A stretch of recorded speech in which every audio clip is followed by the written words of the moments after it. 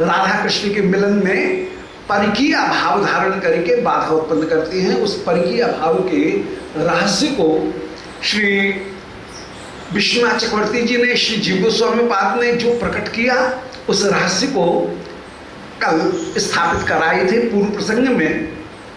केवल उसका स्मरण मात्र कर लें कि मूल गोपी पहुंच जाती हैं रास में, छाया गोपी विराजमान हैं घर में।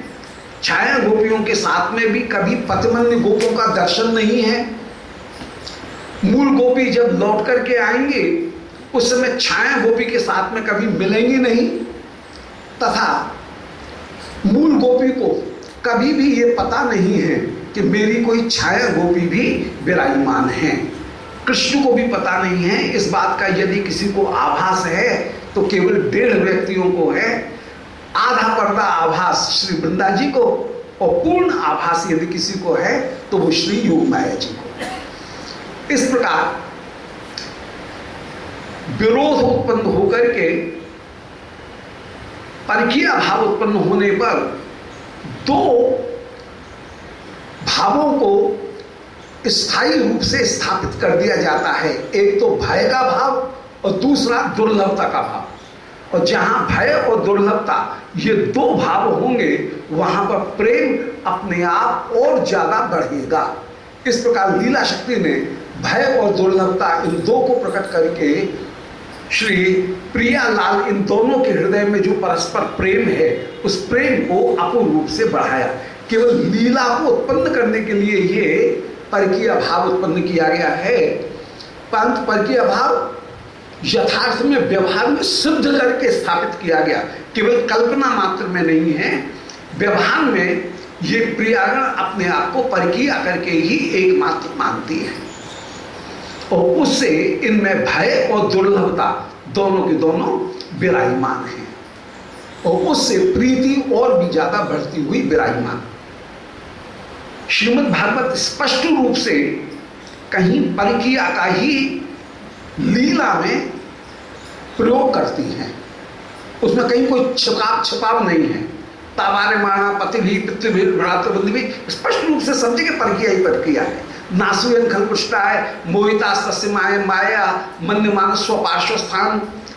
ठाकुर जी के गोपियों के साथ में जो वचन हैं वे भी बिल्कुल उसी परकीय भाव को प्रकट कर रहे हैं कि कृण्यन्ते वत्सा बालाश्चो तान पाए तो दुयो तो सब व्याकुल हो रहे हैं, उनको माँ कृदम बंधु साधोसम, उनको भय उत्पन्न मत करो। ये स्पष्ट रूप से परकीय श्रीमद् भागवत में तो कोई संदेह है ही नहीं, बिल्कुल परकीय भाव स्पष्ट रूप से ही श्रीमद् भागवत में स्थापित कर दिया और वो स्थापित करके गोपिकागणों की प्रीति को अपूर्ण रूप से बढ़ाया गया। इस पृष्ठभूमि में श्री कुंद लता जी यही कह रही हैं, बोले अरे सखे तू कोई विरोध उत्पन्न करेगा इसका भय भी मत कर, क्योंकि ये विरोध केवल ऊपर से दिखाने के लिए है, अन्यथा ब्रजवासी सब कृष्ण के लिए ही सर्वस्व समर्पण करके जब विराजमान हैं तो क्या इन ब्रजवासियों का तेरा श्याम सुंदर के साथ में मिलन हो उसमें कोई वास्तव में विरोध हो सकता है? ये वास्तव में विरोध नहीं है। श्री कृष्ण के अतिरिक्त कोई भी ब्रजवासी, ब्रज का एक भी व्यक्ति ऐसा नहीं है जिसकी कृष्ण के लिए सर्वस्व समर्पण की भावना न हो। इसलिए तू यदि मिलन प्राप्ति भी करेगी तो कोई भी कहीं तत्वतः विरोध तुझे नहीं करेगा, क्योंकि एक सिद्धांत है कि ऐशाम घोष निवासनाम उत भवान किम देव राते तिनः चेतो विश्व फलात् फलम तदपरम यास्यन नितो मुह्यति सद्वेषादेव पूतनापि सकुला त्वामेव देवापिता यद धर्मार्थ सुहृद प्रियात्म तनय प्राणाशयास्त्वत्कृते। इन ब्रजवासियों के धर्म अर्थ सुहृद प्राण प्रिय अपत्य धन ये सब तेरे लिए ही एकमात्र श्री प्रभु कृष्ण के लिए ही एकमात्र समर्पित हैं। तो तत्वतः विरोध करने का तो कोई भाव है ही नहीं, ये ब्रजवासी श्री कृष्ण के लिए ही सर्वथा समर्पित हैं। तो कृष्ण जिस वस्तु को चाहेंगे उसका विरोध नहीं करेंगे। अब इस सिद्धांत को, जो एक सिद्धांत था, उसको लीला में कितना सुंदर प्रयोग कर रही है। लीला में उसका जो यूटिलाइजेशन है वो कितना सुंदर है, उसका उपयोग कितना सुंदर है। श्री कुंदलता जी कह रही हैं, बोले अभी सखी कृष्ण जिस वस्तु को चाहें उसका कोई विरोध कर सकता है क्या? ये ब्रजवासी कभी भी कृष्ण की वास्तविक इच्छा का कभी विरोध करेंगे ही नहीं। इसलिए तू नंद भवन में रसोई करने के लिए जाने में तनिक भी संकोच मत कर, मत कर। अब किशोर जी के मन में ये संकोच, मन में तो बड़ा उल्लास, मन में तो लड्डू फूट रहे हैं, पर तो ऊपर से दिखा रही है क्या? बोले अरे कुल वधू दूसरे के घर में रसोई करने के लिए जाए, अच्छा लगता है क्या? कितनी बुरी बात है कि रोज की रोज दूसरे के घर में रसोई करने जाना, ये कोई अच्छी बात लगेगी क्या? तो ऊपर से दिखा रही हैं कि जैसे मेरे जाने की इच्छा नहीं है, परंतु भीतर से कृष्ण दर्शन करने की, इस बहाने कृष्ण दर्शन करने की उत्कंठा है। एक बड़ा सुंदर एक सिद्धांत है कि 8 यामों में श्री प्रिया जी का लाल जी से कहीं न कहीं मिलन है। ऐसा नहीं है मिलन नहीं है, हर समय मिलन है। 8 यामों में कहीं न कहीं मिलन है और वियोग है। मिलन होने के बाद में वियोग होता है और वियोग होकर के आगे के मिलन की रास्ता खुल जाता है। तो ऐसा नहीं है कि नित्य विहार या मिलन में केवल रात्रि में ही मिलन हो, रास के समय ही मिलन हो, सो बात नहीं है। यहां पर प्रत्येक याम के पश्चात कहीं न कहीं संक्षिप्त या संकीर्ण मिलन विद्यमान है। तो 8 यामों में कहीं न कहीं मिलन है। जैसे जो निशांत लीला थी उसमें तो श्री प्रियालाल साथ साथ ही विराजमान है, नुकुंज मंदिर में जा गई है, तो वहां पर तो मिलन हो गया। फिर इसके बाद में वियोग प्राप्त हुआ। अब पूर्वांग ये प्रातःकालीन लीला में भी श्री नंद भवन में पाक रचना करने के लिए श्री किशोरी जी का जाना, ये फिर से मिलन प्राप्त करा रहा है। तो प्रभात काल में भी मिलन, फिर पूर्वांग काल में जब श्री श्याम सुंदर गैया चराने के लिए जाते हैं, उस समय पूर्वांग काल में गवाक्ष में विराजमान होकर के कृष्ण का दर्शन कर रही हैं, वहां पर भी मिलन हो रहा है। प्यारे जब जा रहे हैं उस समय व्याकुल हो रही हैं, तो वहां पर भी मिलन। फिर मध्याह्न काल में राधा कुंड में मिलन है ही है। फिर अपराह्न काल में प्यारे जब लौट करके आते हैं गैया चरा करके, उस समय फिर से गवाक्ष में विराजमान होकर के दर्शन करती हैं, वहां पर भी मिलन। फिर सायंकाल की लीला में सूर्य पूजन, जो संध्या पूजन इत्यादि के बहाने जब श्री श्याम सुंदर गोदोहन करने के लिए जाते हैं, उस गोदोहन काल में भी श्री किशोरी जी का लाल जी के साथ में मिलन है। तो अपराह्न काल में भी मिलन। फिर प्रदोष काल में श्री प्रिया स्वयं अभिसार करती हैं, वो तो रास में जब बंशी बजती है उस समय पधारेंगी तो कृष्ण का दर्शन होगा ही, और रास में तो मिलन है ही है। तो इस प्रकार 8 बार कम से कम मिलन प्राप्त है, और भावना का मिलन तो सर्वदा सर्वदा है। साक्षात मिलन भी 8 बार श्री 8 यामों में प्रत्येक याम में मिलन है। तो ऐसा नहीं कहा जा सकता है कि मिलन केवल रात्रि लीला में ही है और दिन में मिलन नहीं है, दिन में वियोगी वियोग है, ऐसा नहीं है। प्रत्येक याम में कहीं न कहीं श्री प्रिया जी के साथ में लाल जी का मिलन, प्रिया का लाल जी के साथ में मिलन, दोनों का युगल का मिलन विद्यमान है। तो वही बात निरूपण कर रही हैं कि अरे सखे इस समय मिलन का समय चला आ गया है, चल चल जल्दी से श्याम सुंदर का दर्शन करने के लिए तू चल। ऐसे कुंदलता जी ने श्री किशोरी जी को उस समय अभिसार कराने के लिए प्रेरित किया है। श्री कुंदलता राधिका को समझाती हुई, उनको धैर्य देती हुई और उनको अभिसार करने के लिए, तैयार करने के लिए तर्क दे रही हैं कि सखी, बोले हाय यशोदा, कहीं इस बात का क्यों बार बार मुझे रोज की रोज क्यों बुलाती हैं, ये अच्छा नहीं लगता है। इस बात का उत्तर देती हुई कह रही हैं कि सखी किमपि न वेद तत्सवित्री, श्री कृष्ण की सवित्री, कृष्ण को उत्पन्न करने वाली, कृष्ण की जननी श्री यशोदा किमपि न वेद, कोई भी अन्य वस्तु को महत्व देती ही नहीं है। वे कृष्ण के सुख के अतिरिक्त अन्य कोई दूसरी वस्तु को कभी जानती ही नहीं है। सखी किमपि न वेद तद जनित्री तदतुल रोचक वस्तु संजरिक्षु। श्री यशोदा के हृदय में सर्वदा सर्वदा यही बात है कि श्री श्याम सुंदर जिस वस्तु को ग्रहण करना चाहते हैं वो वस्तु कन्हैया को मिली जाए। कन्हैया भी इतने सिर चढ़े हुए हैं कि जो कह दिया वो मैया के लिए स्वीकार। इनकी किसी भी इच्छा को मैया कभी निषेध करेंगी ही नहीं। कन्हैया के सुख में ही मैया को परम परम सुख हो। तो तद अतुल रोचक वस्तु संजरिक्षु, कृष्ण की कोई अतुल रोचक वस्तु उसको यदि कृष्ण ग्रहण करना चाहते हैं तो श्री यशोदा उसका सर्वदा अनुमोदन ही करती हैं। उचितम अनुचितम स्वलाभ हानि, उस समय क्या उचित है क्या अनुचित है ये विचार करेंगी ही नहीं। लाडले हैं ना, ज्यादा लाडले हैं, इस लाडले होने के कारण जो कन्हैया ने मैया से कह दिया मैया वो करेंगी करेंगी करेंगी। तो उचितम अनुचितम, चाहे उचित हो चाहे अनुचित हो, जो कन्हैया चाह रहे हैं मैया लाड़ में उसको प्रस्तुत करेंगी। लाभ हानि, किस वस्तु में लाभ है किस वस्तु में हानि है इसका भी मैया विचार नहीं करती हैं। अब कन्हैया भी बस मैया के प्रेम का खूब उपयोग करते हैं। ये कन्हैया को कहीं बाबा से कदाचित किसी वस्तु को कहने में संकोच हो सकता है, परंतु मैया से कहने में कोई संकोच नहीं होता है। भूख लगेगी तो बाबा से नहीं मांगेंगे, मैया से मांगेंगे। यदि कोई नया वस्त्र धारण करना है, नया श्रृंगार धारण करना है तो बाबा यदि पहना दें तो उनको मना नहीं करेंगे, परंतु मैया के सामने अटक जाएंगे, बोले ना मैं तो ये ही पहनूंगा ये ही खाऊंगा।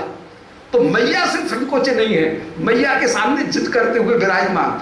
और मैया भी कन्हैया जो अच्छा है या बुरा है जो कुछ भी है उसको अवश्य ही पूरा करती है। इतनी लाडले हैं कि कन्हैया ने जो कह दिया वो मैया के लिए भी पत्थर की लकीर, वो मिटेगा नहीं, वो अवश्य ही मैया उसको पूरा करेंगी। तो उचितम अनुचितम स्वलाभ हानि निज पर भाव भेदा, ये मेरा है कि पराया है ये भाव भी मैया में नहीं है। कहीं किसी दूसरे की वस्तु भी हो उसको भी फिर कन्हैया मांगे तो किसी न किसी प्रकार से कन्हैया के लिए मैया उपलब्ध करा देंगी उसे। स्वपर वस्तु इनको भी कन्हैया के लिए उपलब्ध कराते हुए विराजमान हो जाएंगी। इतने स्नेही इतने लाडले होकर के ये विराजमान है। लाडले का तात्पर्य है लड़ धातु कहीं चेष्टा के अर्थ में आती है, जहां पर विविध प्रकार की चेष्टा करते हुए मैया को जो अपूर्व रूप से आनंद दें उनका नाम लाडला। लाडला उसे कहते हैं जो अपनी हठपूर्ण चेष्टाओं के द्वारा भी माता पिता को प्रेम आश्रय को अपूर्व रूप से आनंद देते हुए विराजमान हो, उसका नाम लाडला। तो ये परम लाडली हमारे ब्रज का बड़ा सुंदर शब्द है लाडला।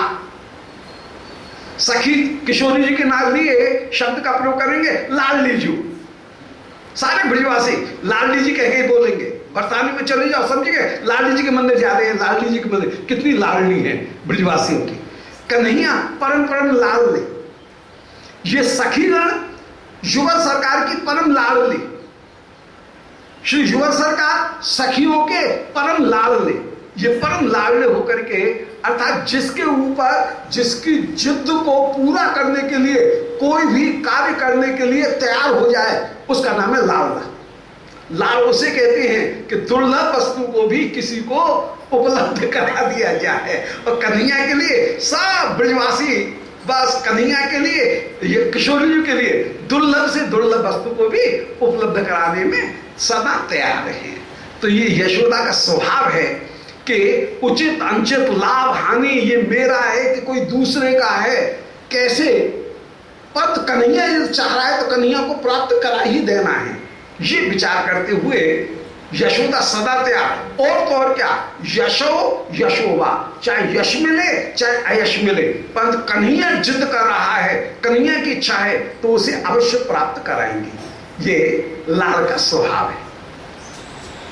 अब प्यारे की प्यारी वस्तु परम प्यारी होती है, एक सहज स्वभाव है। इसलिए स्नुषा प्रीति श्री राधिका के प्रति भी बहुत अधिक है। स्नुषा कहते हैं पुत्र वधू, तो पुत्र वधू की प्रति जैसी प्रीति हो, वो प्रीति भी आज श्री राधिका के प्रति सहज रूप से श्री यशोदा में विराजमान है। श्री किशोरी जी से कितना लाड़, श्याम सुंदर जितने लाड़ले उससे भी ज्यादा लाडली श्री यशोदा के लिए श्री किशोरी विश्वानंदिनी अत्यंत अत्यंत लाडली होकर के, प्राण धन होकर के श्री किशोरी जी विराजमान है। तो उसी की दुहाई देती हैं श्री कुंदलता जी, बोले अरे सखी तुझे विलंब करने की जरूरत नहीं है, यशोदा तुझसे बिल्कुल कन्हैया से भी ज्यादा प्रीति करती हैं। स्वाभाविक ही है, पुत्र वधू जैसी प्रीति तुझसे वे करती हुई विराजमान है। पचसी यद्यपि यश्च यस्य भोक्ता सचित्रे अत्यमृतम सदैव दिव्यम। तुझे ये एक वरदान प्राप्त है कि पचसी यद्यपि तू कोई भी चीज यदि पाक करे, जरूरी नहीं कि कोई बहुत सुंदर मूल्यवान वस्तु ही हो, कोई सामान्य सा जो दाल खिचड़ी थूली, ये सामान्य सी जो वस्तु है, वो ये नहीं कि कोई सदा ही मोहन भोग और पक्षी और सुंदर जो सामग्री है मोहन थाल उसकी ही जरूरत हो। तेरे तो हाथ की एक विशेषता है, तो 85 यद्यपि तू जो भी छोटी से छोटी वस्तु भी यदि अपने हाथ से तू पाक करे, उसे उसकी रसोई करे, और जो भी यश तस्य भोक्ता, जो उस पाक को भोजन करने वाला होगा, सच तेरे अत्यमृतम सदैव दिव्यम, उसके सामने यदि स्वर्ग का अमृत भी आ जाए तो वो अमृत को नहीं चाहेगा, वो तेरे हाथ के द्वारा की गई रसोई को खाना चाहेगा, रसोई को आरोगना चाहेगा, वो अमृत को प्राप्त करना नहीं चाहेगा।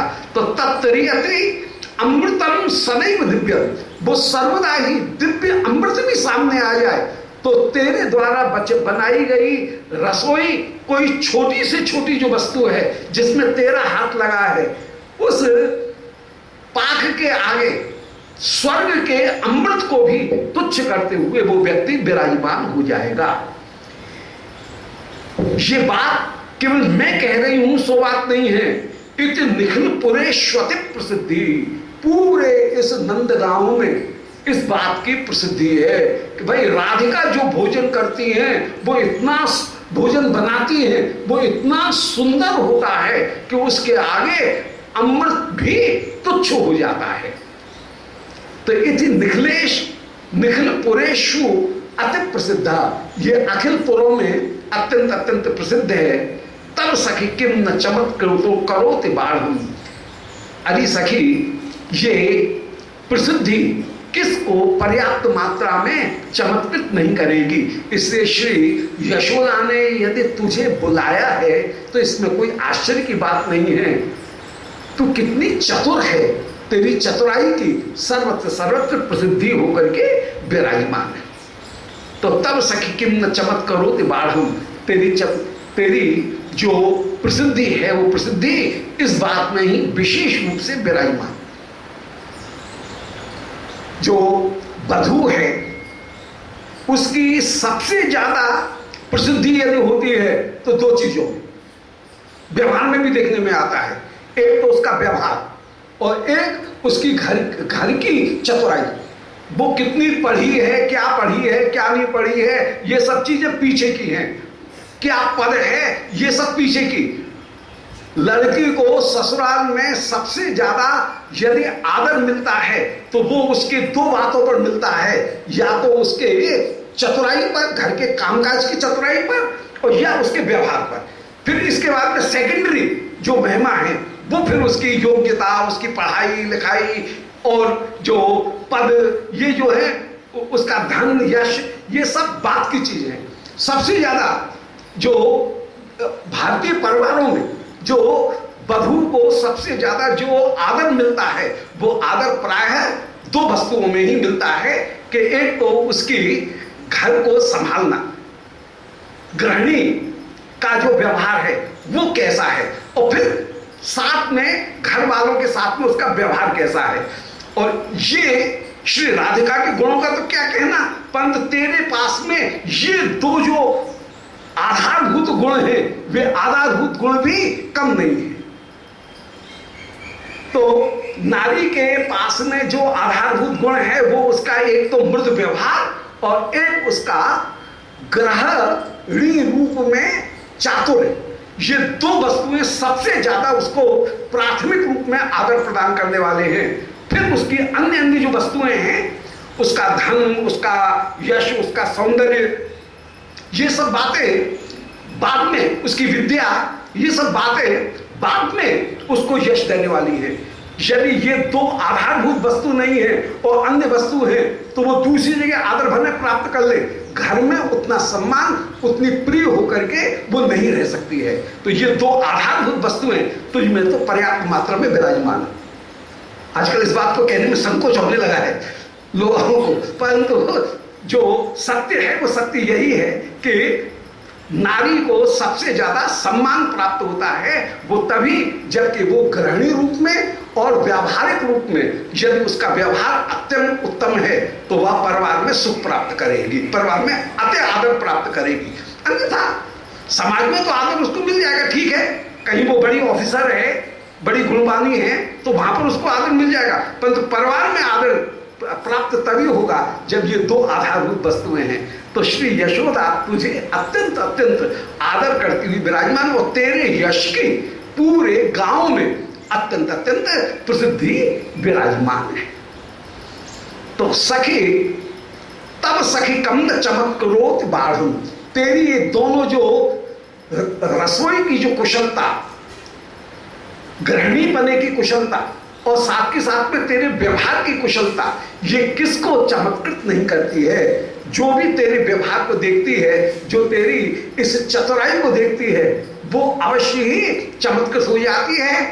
फिर इसके बाद में तेरे तो वैभव, तेरे विद्या, तेरी कला, तेरी कविता, तेरे पास में जो अनंत अनंत प्रतिभाएं विराजमान हैं, अनंत वैभव विराजमान है, फिर उनका तो कहना ही क्या, वो तो अपूर्व रूप से विराजमान है ही, वे तो इनको और भी अधिक बढ़ाने वाली होकर के विराजमान है। यदवधि कल्याण बभूव सात्वम मुनिवर दत्त वरो वरांबुजाक्षी तदवधि तव पाणि संस्कृतान्ना शन विरतिन क्वचनान्नि नास्य चक्रे। अरे सखी राधिका, यदवधि कल्याण बभूव सात्वम, श्री यशोदा ने जिस समय, मैया यशोदा ने जिस समय से ये सुना है, कल्याण बभूव, कल्याण बभूव मैंने सुना है, जब से उन्होंने ये सुना है कि मुनि वर दत्त वराम, कि मुनि श्री दुर्वासा ने तुझे ये वरदान दिया है कि जो तेरे हाथ के बने हुए भोजन को खाएगा वह चिरंजीव होकर के रहेगा। इस गुण को जब से सुना है यशोदा ने, वरांबुजाक्षी, अरे श्रेष्ठ अंबुजाक्षी, कमल सरी के नेत्र वाली, अरे सखे राधिका, जब से तेरे इस महान गुण को सुना है कि श्री दुर्वासा ऋषि तुझे आशीर्वाद देकर के गए हैं कि तू जो रसोई करेगी और उस रसोई को जो भोजन करेगा वह चिरंजीवी होकर के विराजमान होगा, उस दिन से यशोदा ने निर्णय कर लिया है और एक भी दिन ऐसा नहीं हुआ जिसमें तेरे द्वारा बनाए गए भोजन को, कन्हैया को भोजन का, श्री प्यारे को भोजन, श्याम सुंदर को भोजन कराने में कहीं नागा की हो। एक भी दिन ऐसा नहीं हुआ है जिसमें तेरे बनाए हुए भोजन के नागा करके कृष्ण को अन्य भोजन करना पड़ा हो। सो तदवधित पाणि संस्कृतान्नम, तेरे हाथ के द्वारा बना हुआ जो अन्न है उसके अशन विरत, उसके भोजन से विरत कृष्ण कभी भी नहीं हुए। तेरे द्वारा बनाए गए भोजन से कृष्ण कभी भी अलग नहीं हुए, अर्थात वे नित्य प्रति ही सर्वदा तेरे द्वारा बनाए हुए भोजन को ही करते हैं। क्वच नान्यनास्य चक्रे क्वचित अन्य, एक दिन भी ऐसा नहीं गया है कि जिसमें इस बात में नागा हुई हो, इस बात में कहीं व्यवधान पड़ा हो, अवकाश पड़ा। अतः सखी बस आज तू अवकाश कहीं ये कहकर के तू कहीं आज नागा मत कर सखी, ऐसा हो ही नहीं सकता है, तेरे बिना तो काम चलेगा ही नहीं। ये अनिवार्यता दिखा रही है, और जहां पर कोई वस्तु की अनिवार्यता दिखाई जाती है वहां पर कार्य करने वाले के मन में गौरव उत्पन्न होता है। हाँ भाई, मेरे बिना काम नहीं चलेगा।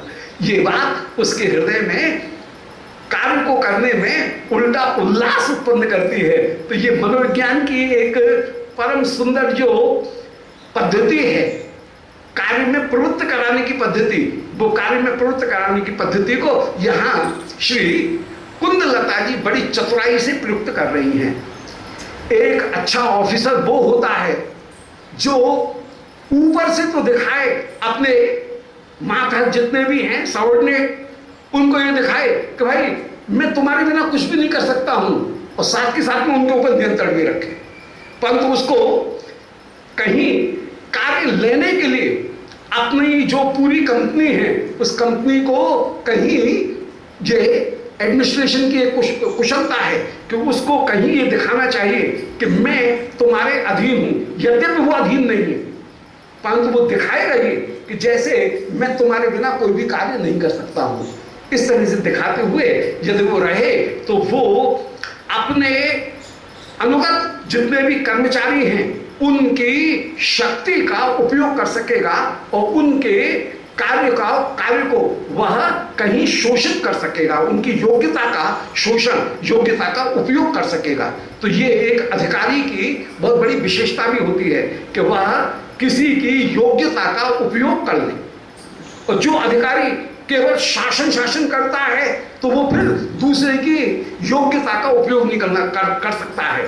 तो दोनों तरह से उपयोग करना चाहिए, कहीं डांट के द्वारा भी, अनुशासन के द्वारा भी, और कहीं प्रशंसा के द्वारा। यहाँ पर प्रशंसा के द्वारा जो उपयोग किया जाएगा वो जितना अच्छा होगा उतना डांट के द्वारा या भय के द्वारा किया गया जो उपयोग है वो अच्छा नहीं होता है। तो ये जो एक मनोविज्ञान का सत्य है, उस मनोविज्ञान की पद्धति को भी श्री कुंदलता जी बड़ी अच्छी तरह से प्रयोग कर रही है। बोले अरे सखी, तेरे बिना एक दिन भी कभी श्याम सुंदर रहे ही नहीं, इसलिए तुझे तो आज चलना ही पड़ेगा, चलना ही पड़ेगा। सखी, यशोदा के मन में एक बात ऐसी बैठ गई है कि कन्हैया जो बड़े से बड़े दैत्यों को खेल खेल में मार देता है, इसका कारण क्या है? बोले कन्हैया का अपना प्रभाव, श्याम सुंदर का अपना प्रभाव, प्यारे का अपना प्रभाव। बोले ना ना, मैया के हृदय में ये बात बैठी है कि कन्हैया जो असुरों को मार देता है, बड़े से बड़े कार्य कर लेता है, वो सब तेरे भोजन का प्रभाव है। कन्हैया में कोई दम नहीं, जितना भी प्रभाव है वो तेरे हाथ की हथौड़ी का प्रभाव है, तेरे रसोई का प्रभाव है। उसके कारण ही प्यारे में इतनी सामर्थ्य आ गई कि वे गोवर्धन उठा लेते हैं, वे अघासुर, बकासुर, बत्सासुर, जितने भी दुष्ट हैं, केशी, अरिष्ट, उन सबों को मार देते हैं। अन्यथा कन्हैया, कृष्ण में तो प्यारे में दम कहां। मैया भी ये मानती है मेरा कन्हैया तो बड़ा लता दुबला दुर्बल सा है, दुग्धमुख बालक है, और इसमें जो सामर्थ्य आई है वो वर प्राप्ता, जिनको वरदान मिला हुआ है, उन श्री राधिका के श्री हस्त से बने हुए भोजन का प्रभाव है कि कन्हैया इन असुरों को मार देता है। तो जयति यदति घोर दैत्य यूथम, जो श्री श्याम सुंदर अति घोर दैत्य यूथों को भी जीत लेते हैं, कारण क्या है? बोले उसका कारण तेरे हाथ से बना हुआ भोजन ही है। अन्यथा श्याम सुंदर तो मैया तो ये मानती हैं कि मेरा लाला, हमारे श्याम सुंदर वो मृदुल तनु, वे तो अत्यंत अत्यंत कोमल अंग वाले हैं, असुरों से युद्ध कर सकने की उनमें सामर्थ्य आई कहां? ये तो यशोदा के वरदान का प्रभाव है कि वे बड़े बड़े असुरों को मार देते हैं। स्व पराम बुभूष मेषः, वे जितने भी दैत्य हैं, वे दैत्य कैसे हैं? स्वपराम बभूषु एषः, जो के पराबभूषु, दूसरे को पराजित करने के लिए इच्छा रखते हैं। पराभूषु माने दूसरे के पराजय की इच्छा रखने वाले उन दैत्यों को भी स्व माने कृष्ण को पराजित करने की इच्छा करने के लिए ही वे दैत्य आते हैं।